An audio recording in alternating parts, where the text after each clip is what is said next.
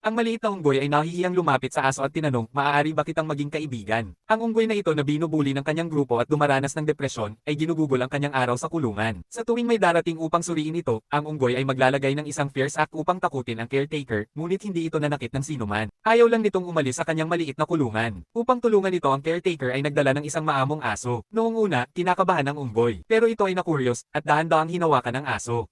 Mula noon, naging magkaibigan sila. Sa paglipas ng panahon, ang presensya ng aso ay nakakatulong para labanan ng unggoy ang depresyon. Kung gusto mong gumaling ang unggoy, mag-subscribe at ipadala ang iyong blessing. Ang unggoy ay nagsimulang hanapin ang aso para maglaro at tinulungan niya pa itong magayos sa pamamagitan ng pag-alis ng mga pulgas. Naging liwanag ang aso sa buhay ng unggoy, nagpapaliwanag sa mundo nito. Isang araw, nagpa siya ang caretaker na subukang dalhin muli ang unggoy sa labas, sa pamamagitan ng paghihikayat ng aso, nagtagumpay ang unggoy, ang takot nito sa labas ay dahan-dahang nawala. Ang pagkakaibigan ay isang makapangyarihang gamot. Naway ang lahat ay makahanap ng isang kaibigan na makapagpapagaling ng inyong puso.